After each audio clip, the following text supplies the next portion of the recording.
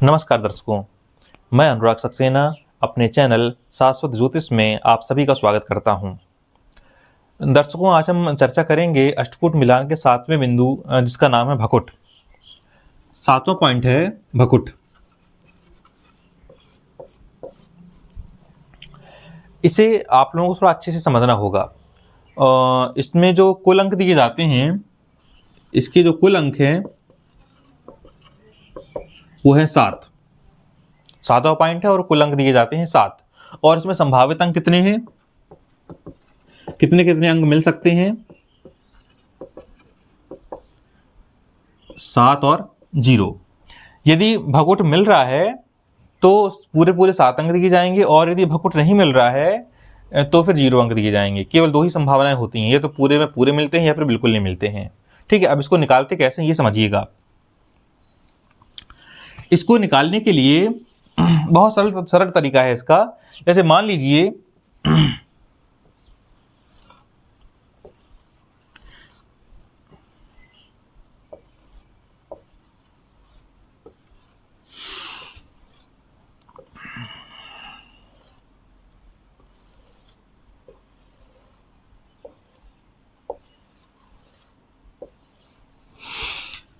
ये वर की कुंडली है और ये कन्या की कुंडली है। हम अपनी सुविधा के लिए मेष लग्न से शुरू करते हैं। 1 2 3 4 5 6 7 8 9 10 11 12। यहाँ भी सुविधा के लिए अपन 1 से शुरू करते हैं। 2 3 4 5 6 7 8 9 10 11 और ये 12। ये सुविधा के लिए लिया गया है मेष लग्न। अब मान लीजिए वर की कुंडली में जो चंद्रमा है वो यहाँ बैठा हुआ है मिथुन राशि में। मतलब वर की जो राशि है वो क्या है, मिथुन है। और मान लीजिए कन्या की राशि क्या है, मकर है।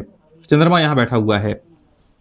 ठीक है, तो एक की राशि मिथुन है, दूसरे की राशि चंद्रमा है। अपन को करना क्या है, केवल गिनती करना है। कहां से लेकर कहां तक? 3 से लेकर 10 तक और 10 से लेकर 3 तक। तो जैसे 3 4 5 6 7 8 9 10। यदि हम 3 से लेकर 10 तक गिनेंगे तो 8 नंबर आएगा, 8 आएगा। और यदि हम 10 से 3 तक गिनते हैं तो 1 2 3 4 5 6 आ रहा है।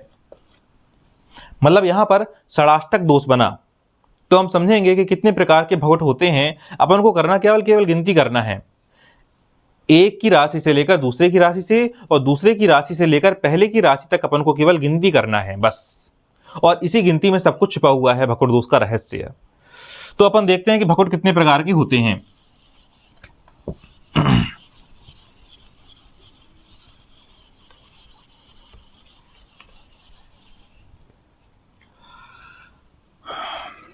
भकुट के प्रकार।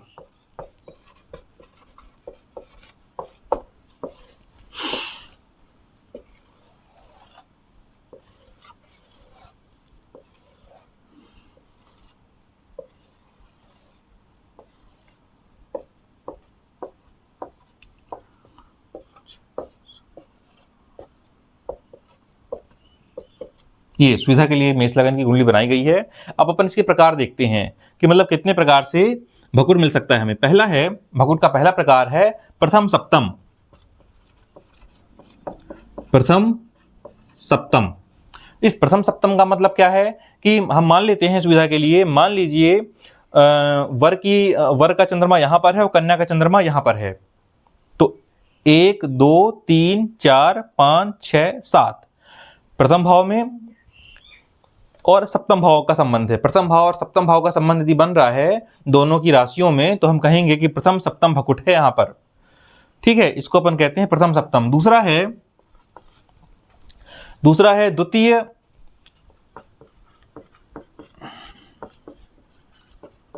द्वादश। मतलब एक का चंद्रमा मान लीजिए यहां पर है और एक का चंद्रमा यहां पर है, सपोज करिए। तो देखिए 1 2 3 4 5 6 7 8 9 10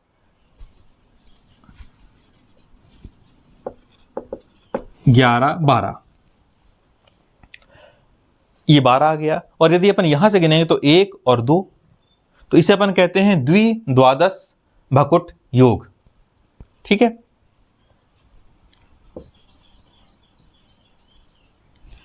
तीसरे में आते हैं अपन। तीसरा पॉइंट हो अपना तृतीय एकादश।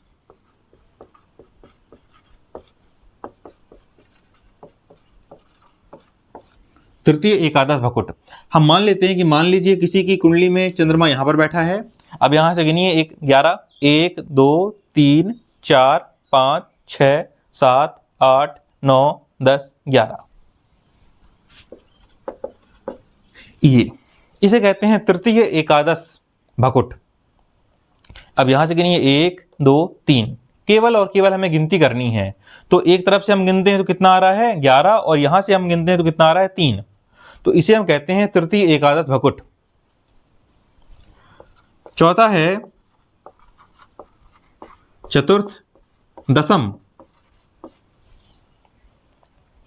सुविधा के लिए अपन मान लेते हैं अब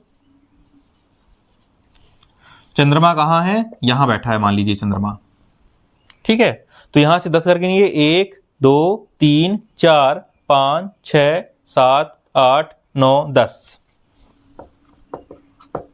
मतलब लड़के की कुंडली में चंद्रमा यहां बैठा है और लड़की की कुंडली में चंद्रमा कर्क राशि में बैठा है। इसको समझिए, लड़के की कुंडली में चंद्रमा कहां बैठा है, तुला राशि में, और लड़की की कुंडली में चंद्रमा कहां बैठा है, कर्क राशि में। तो हम यहां से यहां तक गिने 10 आया, और यहां से 1 2 3 4, यहां पर 4 आया। तो इसे अपन कहते हैं चतुर्थ दशम। फिर पांचवा है अपना चतुर्दशम के बाद आता है नवम पंचम।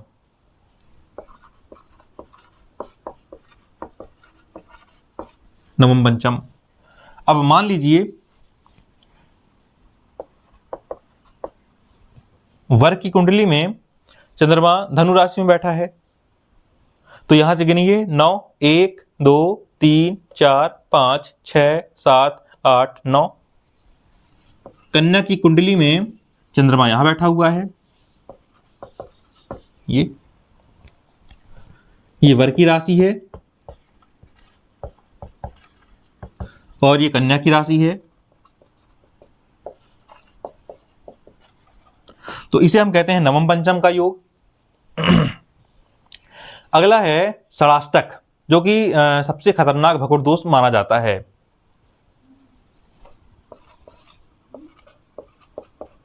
षडाष्टक, षडाष्टक मतलब होता है 6 और 8 का संबंध। वर की राशि में और कन्या की राशि में यदि 6 और 8 का संबंध हो, जैसे मान लीजिए वर की कुंडली में चंद्रमा यहां बैठा है मेष राशि में, और कन्या की कुंडली में चंद्रमा यहां बैठा है कन्या राशि में। 1 2 3 4 5 6, 6 आ गया। फिर यहां से गिनिए 1 2 3 4 5 6 7 8। तो हम कहेंगे यहां पर षडाष्टक दोष बन रहा है। तो हमारा क्या है, षडाष्टक। फिर सातवां है, मान लीजिए लड़के की कुंडली में भी चंद्रमा मेष राशि में है और लड़की की कुंडली में भी चंद्रमा मेष राशि में है, अर्थात दोनों की राशियां समान हैं। तो हम कहेंगे एक समान भकुट है, यहां पर एक समान राशि है और एक समान भकुट कहलाता है वो। ठीक है, तो इनमें जो है केवल द्वितीय द्वादश, नवम पंचम और षडाष्टक, ये 3 ही खतरनाक होते हैं।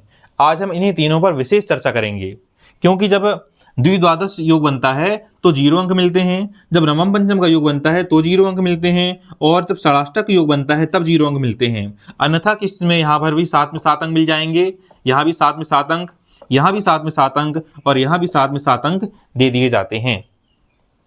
ठीक है, तो हम 3 पर विशेष चर्चा करेंगे आज। द्विद्वादश भकुट दोष, नवम पंचम भकुट दोष और षडाष्टक भकुट दोष। तो सबसे पहले अपन चर्चा करेंगे द्वितीय द्वादश भकुट दोष की।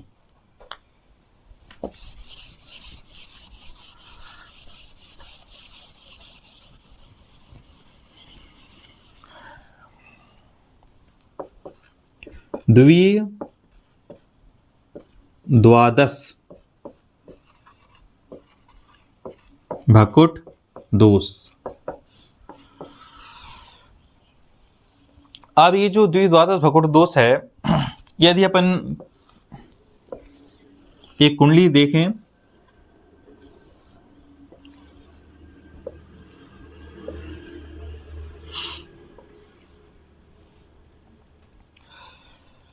देखिए द्वि लिखा है, इस द्वि का मतलब होता है 2 और द्वादश मतलब होता है 12वां भाव, और ये दूसरा भाव। दूसरा भाव कुंडली में जो दूसरा भाव होता है ये धन का कहलाता है, ये बचत का भाव कहलाता है, और जो 12वां भाव कहलाता है वो जो है व्यय का भाव कहलाता है। जब वर और कन्या की कुंडली में इस प्रकार का योग बनता है कि मान लीजिए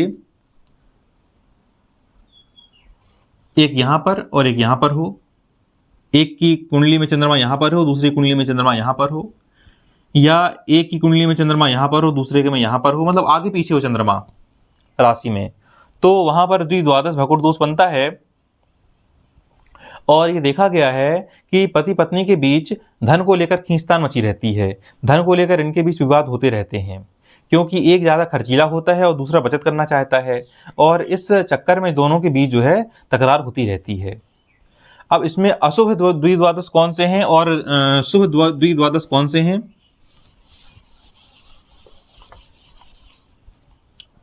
पहले अपन अशुभ देखते हैं।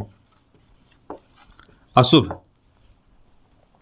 अशुभ में आता है यदि मेष वृष, मतलब एक की राशि मेष हो और दूसरे की वृष हो तो द्विद्वादश भकुट दोष बनेगा। और जब इस तरह का दोष बनता है तो धन को लेकर खींचतान मची रहती है, धन को लेकर परेशानी या तकरार रहती है। फिर है दूसरा मिथुन और कर्क। यदि वर और कन्या में किसी एक की राशि मिथुन है और दूसरे की राशि कर्क है तो यहां पर भी द्विद्वादश भकुट दोष बनता है। फिर अपन देखते हैं तुला और वृश्चिक। यदि वर और कन्या में एक की राशि तुला है और दूसरे की राशि वृश्चिक है तो यहां पर भी द्विद्वादश भकुट दोष बनता है।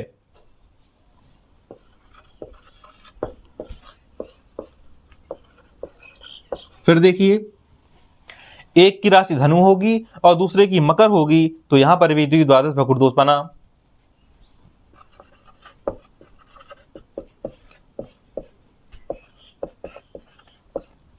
और यदि किसी वर और कन्या में किसी की राशि कुंभ है और दूसरे की राशि मीन है तो यहां पर भी द्विद्वादश भकुट दोष बनता है। और इस दोष के कारण पति पत्नी के बीच पैसों को लेकर कहा सुनी बातचीत होती रहती है। ये द्विद्वादश का मतलब ही है पैसों को लेकर, बचत और व्यय को लेकर जो तकरार होती है उसे हम द्विद्वादश भकुट दोष कहते हैं। एक बचत करता है और दूसरा खर्चीला होता है। अब यहां पर देखते हैं कि क्या शुभ द्विद्वादश योग भी होता है।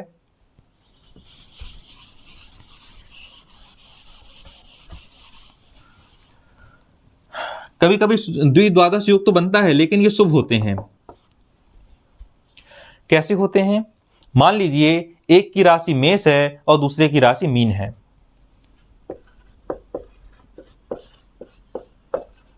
ये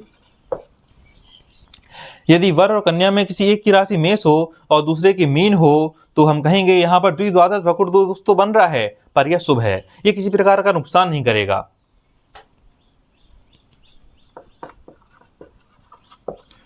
मिथुन मिथुन जो है ये तीसरी राशि है और यदि जो है वृष, इसका स्वामी बुध है, इसका स्वामी शुक्र है, यदि एक की राशि मिथुन हो दूसरे की राशि वृष हो तो हम कहेंगे यहाँ पर द्विद्वादश योग वर और कन्या के लिए, भावी दंपत्ति के लिए खतरनाक नहीं है, किसी प्रकार का कोई नुकसान नहीं पहुंचाएगा। फिर अपन देखते हैं सिंह और कर्क। एक की राशि सिंह हो, दूसरे की राशि कर्क हो, इसका स्वामी सूर्य है, इसका स्वामी चंद्रमा है, यहां पर भी द्विद्वादश भकुर दोष बनेगा, लेकिन इस दोष से भी किसी प्रकार का कोई नुकसान नहीं है। कन्या और सिंह, यहां भी भकुर दोष बन रहा है, लेकिन यहां पर भी किसी प्रकार का कोई नुकसान भावी दंपत्ति को नहीं होगा।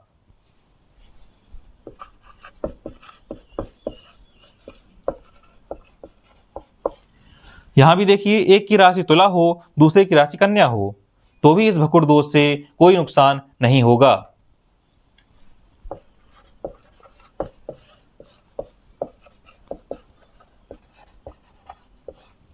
एक की राशि धनु हो, दूसरे की वृश्चिक हो, यहां भी द्विद्वादश भकुर दोष बन रहा है, पर यह दोष भी शुभ है, इस दोष से भी किसी प्रकार का कोई नुकसान नहीं है।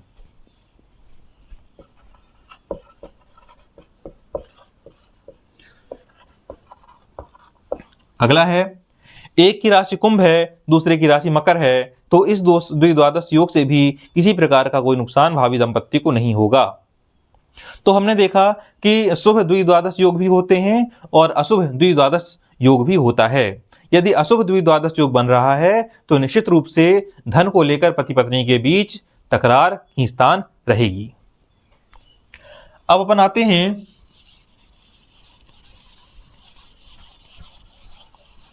नवम पंचम।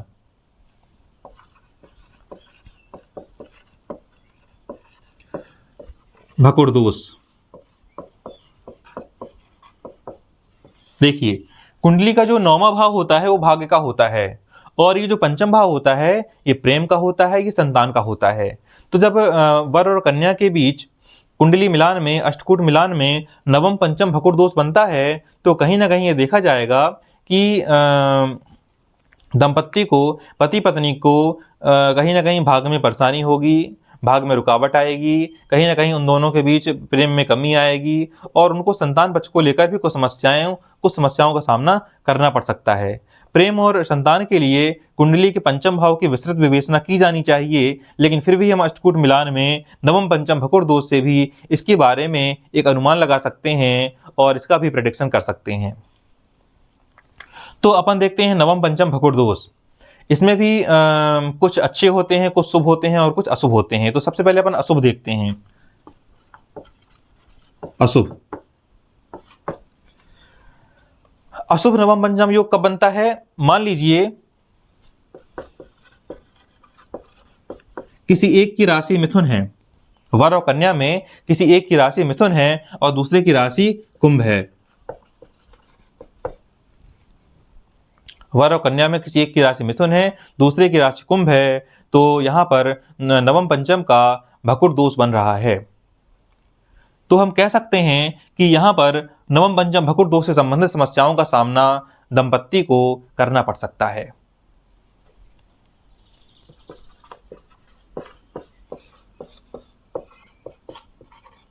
जी, कर्क और मीन, एक की राशि कर्क हो, दूसरे की राशि मीन हो, तो हम कहेंगे यहां पर भी नवम पंचम भकुर दोष बन रहा है, जो कि पति पत्नी के लिए अशुभ होगा, कर्क और मीन में।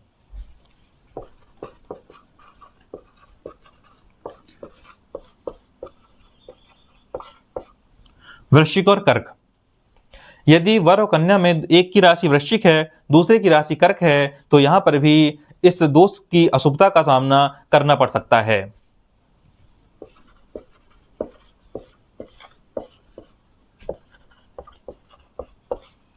ये देखिए, यदि एक की राशि मकर है और दूसरे की राशि कन्या है, आप यहां से गिनिए यहां तक, ये 10वीं राशि है और ये 6वीं राशि है।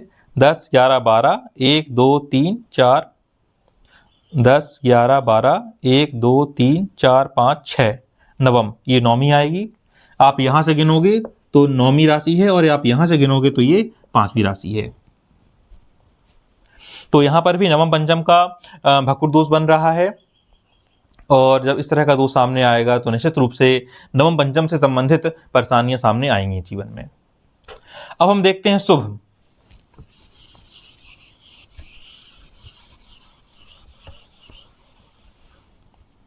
क्या ये नवम पंचम का भकुर दोष शुभ भी होता है? अब यहां पर हम इसे दोष ना कहकर हम इसे योग कहेंगे।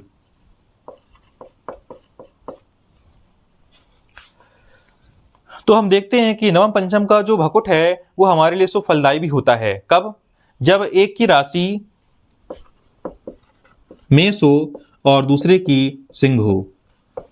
जब वर और कन्या में एक की राशि मेष है, दूसरे की राशि सिंह है, तो निश्चित रूप से वर और कन्या के भावी जीवन के लिए यह राशियां सुफलदायी हैं, यह योग सुफलदायी है। दूसरा है एक की राशि वृष हो और दूसरे की राशि कन्या हो, तो यहां पर भी नवम पंचम की शुभता जीवन में दिखाई देगी। एक की राशि मिथुन हो और दूसरे की राशि तुला हो। यदि वर और कन्या में किसी एक की राशि मिथुन है, दूसरे की तुला है, तो देखिए दोनों मित्र राशियां हैं और यहां पर भी आपको नवम पंचम के शुभ योग दिखाई जीवन में देंगे।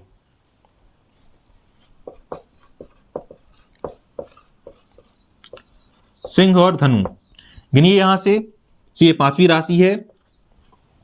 5, 6, 7, 8, 9। आप यहां से गिनोगे तो ये 5वें नंबर की राशि है और यहां से गिनोगे ये 9वीं राशि है। 9, 10, 11, 12, 1, 2, 3, 4, 5, 9 आएगा। तो नवम पंचम का यहां पर भकुट योग बन रहा है, लेकिन ये भावी दंपत्ति के लिए शुभ फलदायी है।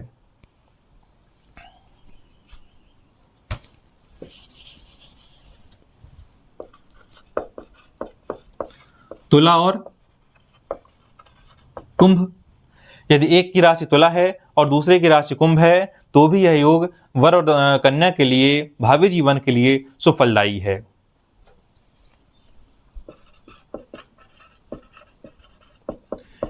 एक की राशि वृश्चिक है, दूसरे की मीन है। यहां पर भी हम देख रहे हैं नवम पंचम का भकुट योग बनेगा, जो कि भावी दंपत्ति के लिए सुफलदायी होगा। भाग्य में वृद्धि होगी, संतान पक्ष और प्रेम संबंध बहुत अच्छे होंगे। तो यहां पर हम देखेंगे वृश्चिक और मीन राशि का संबंध अच्छा होगा। फिर हम देखते हैं धनु और मेष। एक की राशि धनु है, दूसरे की राशि मेष है, तो यहां का भी नवम पंचम योग सुफलदायी होगा। अगला है मकर, एक की राशि मकर हो, दूसरे की राशि वृष हो, तो भी यहां पर हमको नवम पंचम के भकुट योग का हमें शुभ परिणाम दिखाई देगा। तो अभी हमने देखा नवम पंचम भकुट योग के शुभ परिणाम और अशुभ परिणाम, कौन कौन सी राशियां शुभ होती हैं, कौन कौन सी राशियां अशुभ होंगी, ये अपन ने अभी तक देखा है। अब हम आ रहे हैं इसके सबसे खतरनाक पॉइंट की ओर, जो कि कहलाता है षडाष्टक भकुट दोष।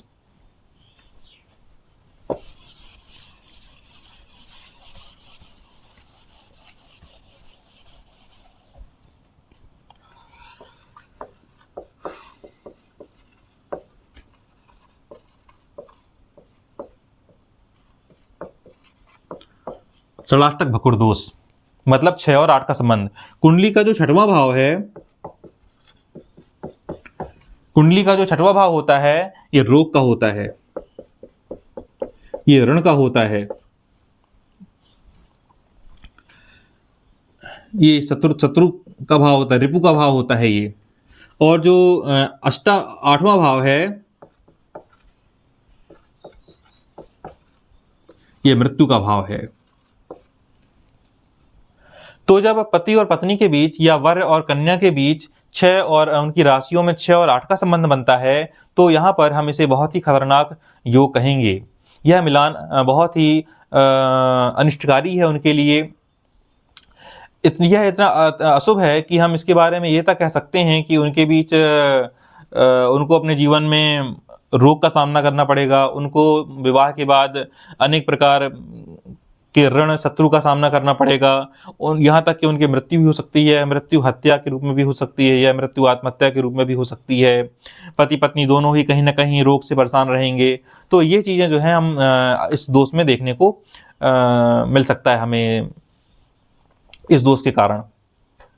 तो हम देखेंगे इसमें भी कुछ शुभ हैं और कुछ अशुभ हैं। तो सबसे पहले हम देखेंगे अशुभ षडाष्टक। और एक चीज और है कि यदि इस तरह का दोष बन रहा है तो ज्योतिष में कहा गया है कि विवाह को पूर्णतः त्याज्य किया जाए, इस विवाह को ना किया जाए। देखते हैं कौन कौन सा अशुभ षडाष्टक है। अशुभ, किन किन राशियों में अशुभ षडाष्टक बनता है। यदि अशुभ षडाष्टक बन रहा हो तो किसी भी प्रकार से ये विवाह को ना किया जाए, भले ही राशि मैत्री मिल रही हो या जो भी मिल रहा हो। लेकिन यदि अशुभ षडाष्टक है तो विवाह ना करना ही ज्यादा श्रेष्ठकर है। पहला है मेष और कन्या। यदि वर और कन्या में किसी एक की राशि मेष है और दूसरे की राशि कन्या है तो यहां पर षडाष्टक भकुर दोष बनेगा, तो हम कहेंगे कि ऐसे विवाह को ना किया जाए। दूसरा है मिथुन, वृश्चिक। एक का स्वामी बुध है, दूसरे का स्वामी मंगल, एक का स्वामी बुध है, दूसरे का स्वामी मंगल है। तो यहां पर भी वर और कन्या की कुंडली में अशुभ षडाष्टक दोष का निर्माण हो रहा है। तो हम कहेंगे कि इस विवाह को ना किया जाए, क्योंकि इस विवाह को करने से उन्हें षडाष्टक दोष के भयानक परिणाम अपने जीवन में देखने को मिल सकते हैं। फिर है सिंह और मकर। एक की राशि सिंह हो और दूसरे की राशि मकर हो, यह भी पिता और पुत्र का संबंध, मतलब सिंह का स्वामी है सूर्य और इसका स्वामी है शनि। शनि और सूर्य जो कि विपरीत प्रकृति के हैं, अपोजिट हैं, इनकी कभी नहीं बनी है आपस में। तो हम कहेंगे कि एक की राशि सिंह हो, दूसरे की राशि मकर हो, तो यहां पर भी विवाह को ना करना ठीक रहता है। फिर देखते हैं अपन, एक की राशि तुला हो और दूसरे की राशि मीन हो। यहां पर भी हम मना करते हैं, क्योंकि इसका स्वामी शुक्र है, इसका स्वामी देवगुरु बृहस्पति हैं। यहां पर भी षडाष्टक दोष का संबंध बन रहा है। एक और चीज है कि हम बिल्कुल इसे पूरी तरह मना करना भी ठीक नहीं रहता, क्योंकि हमें कुंडली में शुक्र और गुरु की स्थिति भी देखनी होती है। तो फिलहाल हम केवल यहाँ अष्टकूट मिलान की बात कर रहे हैं। यदि अष्टकूट मिलान में इस तरह की चीजें सामने आ रही हैं तो हमें कहीं ना कहीं इस पर विचार करना चाहिए। यदि कुंडली में गुरु और शुक्र का संबंध अच्छा है, दोनों की कुंडली में गुरु और शुक्र अच्छे हैं, तो विवाह चल जाता है। फिर है धनु। यदि एक की राशि क्या है, धनु है, और दूसरे की राशि वृष है, तो भी यह षडाष्टक दोष का निर्माण कर रहा है, जो कि उनके जीवन में अशुभता का संकेत करता है। कुंभ। यदि एक की राशि कुंभ है और दूसरे की राशि कर्क है, तो यहां पर भी षडाष्टक दोष का निर्माण हो रहा है। अब अपन ने देखे हैं कि कितने प्रकार के अशुभ षडाष्टक बनते हैं। यदि ये योग बन रहे हैं, इस तरह की राशियां सामने आ रही हैं वर और कन्या की, तो विवाह के लिए मना किया जाता है। अब हम देखते हैं कि षडाष्टक दोष तो बन रहा है पर विवाह किया जा सकता है। हम इसे शुभ तो नहीं कहेंगे, लेकिन काम चलाओ ठीक है, कर लिया जाए।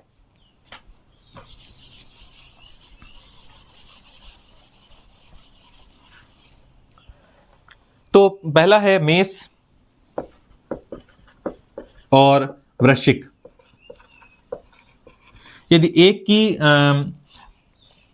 राशि मेष है और दूसरे की वृश्चिक है, यहां पर दोनों के राशि स्वामी क्या है, एक ही है, बढ़िया है, चल जाएगा। यदि दोनों के राशि स्वामी एक ही होते हैं तो ये सबसे अच्छा है। भले ही षडाष्टक योग बन रहा है, लेकिन ये अच्छा माना जाएगा। मिथुन और मकर। एक की राशि मिथुन है, इसका स्वामी बुध है, और दूसरे की राशि मकर हो, इसका स्वामी शनि है। दोनों में मित्रता है, इसलिए इस दोष का प्रभाव आपको देखने को नहीं मिलेगा या बहुत कम मिलेगा। एक की राशि सिंह हो, दूसरे की राशि मीन हो, यहां पर भी षडाष्टक दोष तो बन रहा है, पर यहां पर भी विवाह किया जा सकता है, क्योंकि इसका स्वामी सूर्य है और इसका स्वामी गुरु है। तो यहां पर भी मित्रता है दोनों में, इसलिए षडाष्टक दोष का जो दुष्प्रभाव है वो यहां पर नगण्य है। तुला, वृष। देखिए, एक की राशि तुला हो, दूसरे की राशि वृष हो, यहां पर भी दोनों के राशि स्वामी शुक्र हैं। यह मिलान भी बहुत अच्छा है। यहां पर भी षडाष्टक दोष तो बन रहा है, पर इसमें विवाह करना श्रेष्ठकर होता है, क्योंकि दोनों की जो मानसिक स्थिति है, मन है, वो यहां पर मिलेगा, क्योंकि दोनों के राशि स्वामी एक ही हैं। चंद्रमा एक तुला राशि में है, दूसरा वृष राशि में है। निश्चित रूप से दोनों के राशि स्वामी एक होने से उनका जो मन है, वो उनकी जो मानसिकता है वो एक जैसी होगी। फिर अगला बनाते हैं धनु और कर्क। यदि एक की राशि धनु है, दूसरे की कर्क है, इसका स्वामी गुरु, इसका स्वामी चंद्रमा, दोनों मित्र हैं, तो हम यहां पर विवाह कर सकते हैं, भले ही षष्टक बन रहा है।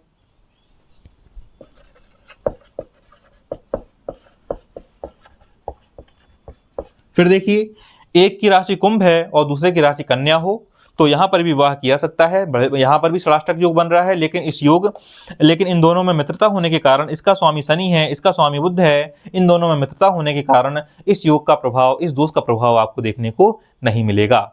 जब राशियों में मित्रता होती है तो षष्टक दोष के प्रभाव कम हो जाते हैं या खत्म हो जाते हैं। तो अभी अपन ने देखा इन दोषों के बारे में, द्विद्वादश, नवम पंचम और षष्टक। ये जो षष्टक दोष है ये सबसे खतरनाक है। अब अपन आते हैं परिहार में। इस दोष का परिहार क्या होगा?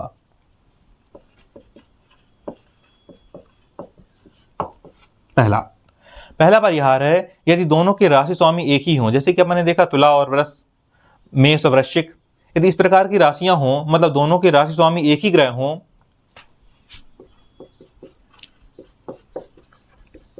राशि स्वामी एक ही ग्रह हों, तो इस दोष का परिहार हो जाता है। दूसरा है, यदि दोनों के राशि स्वामी आपस में मित्र हों, तो भी इस दोष का परिहार हो जाता है। और तीसरा है, उनके बीच, वर और कन्या जिनकी हम कुंडली मिला रहे हैं, उनके बीच नाड़ी दोष ना हो। इस नाड़ी दोष की चर्चा अपन अगले वीडियो में करेंगे। तो 3 परिहार हैं, राशि स्वामी एक ही ग्रह हों, राशि स्वामी आपस में मित्र हों और उन दोनों की कुंडली में नाड़ी दोष ना हो, तो हम कहेंगे कि इस दोष का परिहार हो गया है, इस दोष का परिहार हो जाता है। तो आज हमने देखा भकुट के बारे में। आशा है आज का वीडियो आपको अच्छा लगा होगा। अगली वीडियो में हम नाड़ी दोष की चर्चा करेंगे। तब तक के लिए बहुत बहुत धन्यवाद। नमस्कार।